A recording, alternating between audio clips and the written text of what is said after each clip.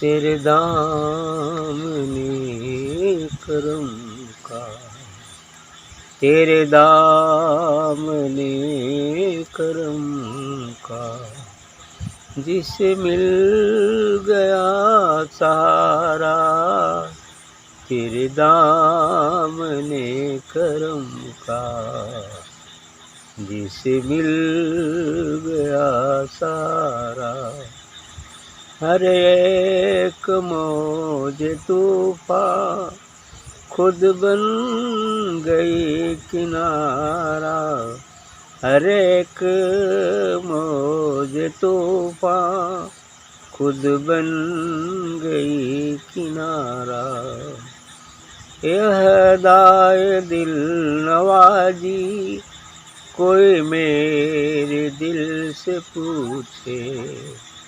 यह दाए दिल नवाजी कोई मेरे दिल से पूछे।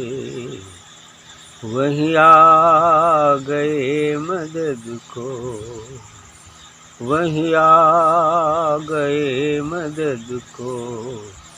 मैंने जिस जगह पुकारा, वहीं आ गए मदद को। मैंने जिस जगह पुकारा। तेरे दामने करम का, जिसे मिल गया सहारा। मेरी लाज रखने वाले, मेरे नाज सहने वाले। मेरी लाज रखने वाले, मेरी नाज सहने वाले। तेरा गम है दर हकीकत, तेरा गम है दर हकीकत। मुझे जिंदगी से प्यारा। तेरा गम है दर हकीकत, मुझे जिंदगी से प्यारा।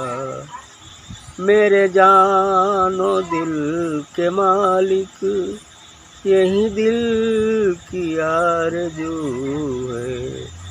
मेरे जानो दिल के मालिक, यही दिल की आरज़ू है। तेरा जलवा रूबरू हो, तेरा जलवा रूबरू हो। मैं किया करूँ नजारा। तेरा जलवा रूबरू हो, मैं किया करूँ नजारा। तेरे दामने करम का, जिसे मिल गया सहारा। हर एक मौज तूफान खुद बन गई किनारा। मेरे पीर की हिमायत मेरे साथ है तो बस है। मेरे पीर की हिमायत मेरे साथ है तो बस है। तेरी ठोकरों में मंजिल, तेरी ठोकरों में मंजिल। मुझे हर भंवर किनारा। तेरे ठोकरों में मंजिल, मुझे हर भंवर किनारा। तेरे ठोकरों में मंजिल, मुझे हर भंवर किनारा। तेरे दामने करम का, जिसे मिल गया सहारा। अच्छा भाव है। तेरे दामने करम का, जिसे मिल गया सहारा। हर एक मौज तूफान खुद बन गई किनारा। अर्थात इस सद्गुरु का दामन जिसे मिल जाता है। दामन मतलब आंचल, अर्थात उनकी कृपा। उनका माध्यम। तेरे दामने करम का जिसे मिल गया सहारा। जिसे सदगुरु के दामन करम अर्थात उसकी कृपा का सहारा जिसे मिल जाता है, तो हर एक मौज तूफान खुद बन गई किनारा। अर्थात हर तूफान उसके लिए एक मौज होता है और किनारा बन जाता है। अर्थात इस संसार में जो भी कठिनाइयाँ आती हैं उसके सामने, वह उस सदगुरु के आनंद में ही उसे व्यतीत कर जाता है और धीरे धीरे इस प्रकार उसको सबर करते हुए आगे किनारा भी मिल जाता है, मंजिल भी मिल जाता है। ऐसा ही है, क्योंकि जा पर हरि कृपा करत जीत तीन अभय वरदान। हाय गरीबी दारों तो पाओ जगत अपमान। ये बात उसको किसी को कुछ मिलता है, तभी तो उसका अहम टूटता है। क्योंकि बिना अहम के टूटे आगे मार्ग प्रशस्त नहीं है। इसलिए कहते हैं हर एक मौज तूफान खुद बन गई किनारा। अर्थात जो तूफान है वो मौज बन जाता है और वो किनारा भी मिल जाता है, लेकिन उसका दामन मिल जाए तो। आगे कहते हैं यह अदाए दिल नवाजी कोई मेरे दिल से पूछे, वही आ गए मदद को मैंने जिस जगह पुकारा। बिल्कुल ठीक कहा है इन्होंने। यह अदाए दिल नवाजी अर्थात जो इनकी अदा है सतगुरु की, अर्थात ये अदाए दिल नवाजी कोई मेरे दिल से पूछे, उनकी अदाओं की क्या स्थिति है वो मेरे दिल से पूछे। आप कहते हैं ना, वो अच्छे शास्त्रों के दिल से पता चलता है। क्या वो कहा है, यदि किसी को फोड़ा हो गया है और वो फोड़ा धीरे धीरे नासूर बन गया हो या फोड़ा हो गया हो और वो डॉक्टर के पास जाता है, तो डॉक्टर उसके ऑपरेशन की बात करता है कि ऑपरेशन हो जाएगा तो अच्छी बात, नहीं तो ये नासूर बन सकता है, आगे जानलेवा बीमारी भी हो सकती है। अब वो ऑपरेशन कराने के लिए कुछ तैयार होता है, तो डॉक्टर उसे ऑपरेशन करना शुरू करता है। जब ऑपरेशन करना शुरू करेगा तो दर्द होगी ही होगी। अब वो दर्द में अब वो डॉक्टर को अनाप शनाप भी कह सकता है, लात भी चला सकता है, इसलिए कि वो होश में नहीं है, दर्द के कारण बेहोशी में हो गया है ना। अब इस वजह से अनाप शनाप भी लग सकता है, लेकिन डॉक्टर उसकी कुछ भी परवाह नहीं करता है। वो जानता है कि ये तो भाई दर्द से परेशान है, तो होश में है नहीं, लेकिन यदि इसका ऑपरेशन न किया जाएगा तो इसकी ज़िंदगी बर्बाद हो जाएगी, आगे नासूर बन जाएगा, तो जानलेवा बीमारी जान भी नहीं सकती, इसलिए वो ऑपरेशन कर दे। लेकिन जब ऑपरेशन होने के बाद जब उसे आराम मिल जाता है, उसकी दर्द सभी गायब हो जाएगी, तो वो क्या करेगा? तब तो डॉक्टर को धन्यवाद भी देता है कि बड़ा अच्छा डॉक्टर साहब रहे, हमारी बीमारी ठीक होगी। ऐसी साधकों को एक फोड़ा हो गया है पूर्व जन्मों के संस्कारों का और तीनों शरीरों का, और इस फोड़े का यदि ऑपरेशन न किया जाए तो नासूर बनता ही जाए। 84 लाख का प्राणी वो बनता ही रहेगा।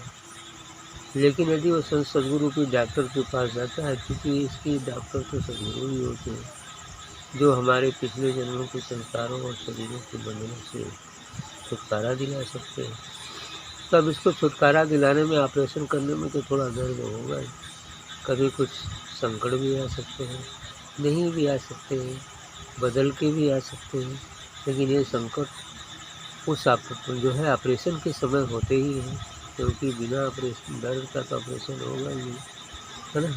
कभी कभी कुछ सुन्न लगाने वाली सुई लगा दी जाती है सुन्न करने की, लेकिन फिर भी कुछ न कुछ तो दर्द होता है, और सुन्न भी कब समय तक रहेगा, फिर तो दर्द चलेगा।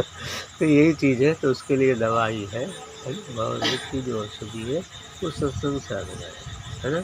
इस तरह से यह अदाए दिल नवाजी कोई मेरे दिल से पूछे, है अच्छे शास्त्रों से पूछेंगे तो आराम से बता देंगे। तो वहीं आ गए मदद को मैंने जिस जगह पुकारा। यदि जहाँ मैं संकट में फंसा तो सद्गुरु मदद भी तो करता है। यदि किसी संकट में फंसते हैं और वहाँ हृदय से पुकारेंगे तो वहाँ पहुँच जाएगा, उसकी शक्ति वहाँ पहुँच जाएगी और उसको मदद कर देगी। शरीर रूप से न पहुँचे लेकिन दिव्य रूप से तो पहुँच ही जाएगा, है ना। इसलिए कहते हैं कि वहीं आ गए मदद को, मैंने जिस जगह पुकारा, जहाँ मैंने पुकारा वो मदद करने के लिए आए। ये अदा है उनकी, अर्थात संकट में वो हाथ भी रहता है, क्योंकि गुरु कुम्हार सी सुकुम्भ है, गढ़ काढ़े खो आ भीतर हाथ सहार दे, बाहर बाहे चोर। अर्थात गुरु जो है कुम्हार के सदृश होता है, शिष्य एक कच्चे घड़े के सदृश होता है। तो अब कच्चे घड़े के सदृश है तो उसको चाक पर से उतारने के बाद कहीं टेढ़ा वड़ा भी हो जाता है कच्चा घड़ा, तो वो भीतर तो हाथ सहारे रहता है कि फूटने न पाए, लेकिन ऊपर से वो लकड़ी का एक इतना डंडा होता है चौड़ा है ना, उसको ऐसे पीट करके उसको सीधा करता है, सीधा हो जाएगा तो सुंदर बन जाएगा। वैसे ही शिष्य कच्चे घड़े के समान है। अब कुम्हार जो गुरु है वो क्या करता है, उसके अंदर जो कंकड़ पत्थर लगे हुए हैं अर्थात संस्कारों के शरीर के, तो उसको धीरे धीरे निकालता है और कहीं से कुछ टेढ़ा मेढ़ा है तो उसको भी ठुक ठाक के सही करता है ना, तो निकल जाएगा तो सुंदर घड़ा बन जाएगा। तो सब लोग चाहेगा, सब लोग उसमें पानी पीना चाहेगा कि नहीं चाहेगा। यही बात कही गई है। तो आगे जिस जगह पुकारे तो वही आ गए मदद को, मैंने जिस जगह पुकारा वो मदद के लिए आ जाते। हाँ। मेरी लाज रखने वाले, मेरे नाज सहने वाले, तेरा गम है दर हकीकत मुझे ज़िंदगी से प्यारा। अच्छी बात का है मेरी कि मेरी लाज रखने वाले सद्गुरु भाई लाज तो रखेंगे ही रखेंगे। यदि कोई संकट है तो उसके वो मदद करते हैं, सद्गुरु परमात्मा मदद करता है। और मेरी नाज सहने वाले इतने भी नहीं कि मेरे अंदर कोई नाज हो गया वहाँ हो गया तो उसको भी आप सह लेते हैं। किसी और डॉक्टर को गाली दे दिया मरीज तो क्या करेगा, सहन तो करिएगा। वही बात है, मेरी नाज सहने वाले, नाज मेरे जो हम हो जाता है उसको सह लेने वाले आप। लेकिन तेरा गम है दर हकीकत मुझे ज़िंदगी से प्यारा, लेकिन आपके द्वारा दिया गया गम तो वास्तव में मुझे ज़िंदगी से भी प्यारा। आप कह रहे हैं कि तेरा गम है दर हकीकत मुझे ज़िंदगी से प्यारा, कि आपका जो गम है, आपने जो गम दिया है वो वास्तव में मुझे ज़िंदगी से भी प्यारा, क्योंकि रंग लाती है हिना पत्थर से घिस जाने के बाद, और सुरखरू होता है इंसान ठोकरें खाने के बाद। ठोकरें खाने पर ही वो सही हो जाता है।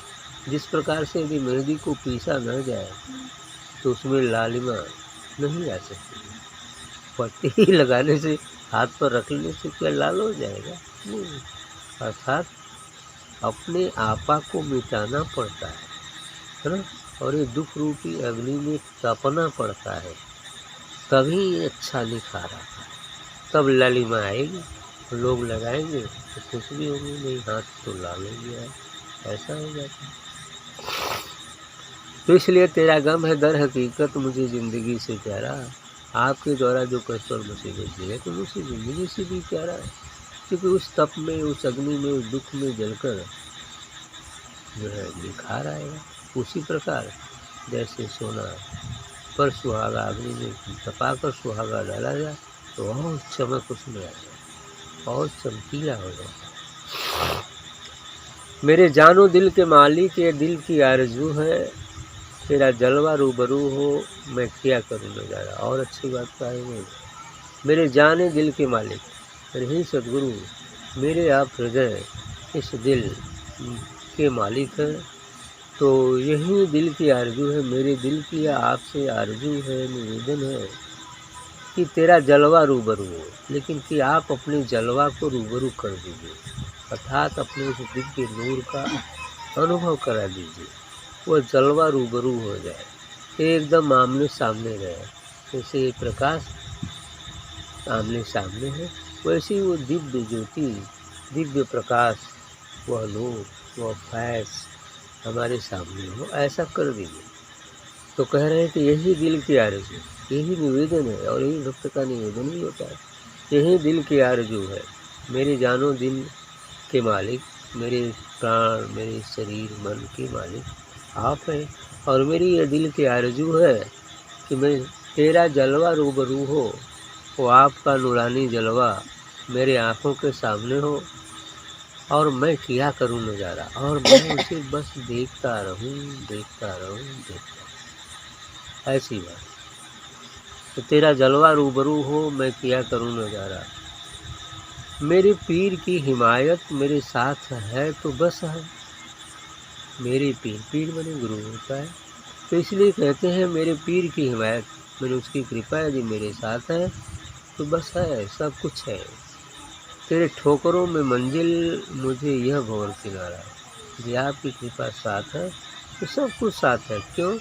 तेरे ठोकरों में मंजिल, आपकी ठोकर, कष्ट और मुसीबत जो मेरे ऊपर आती हैं तो कोई जानबूझकर सद्गुरु या परमात्मा किसी को कष्ट नहीं देता। वो कष्ट और मुसीबत उसके संस्कारों को जलाने के लिए ही आती है और उन संस्कारों को बगैर जलाए पवित्रता आएगी नहीं और जब तक पवित्रता आएगी नहीं तो दर्शन होगा नहीं।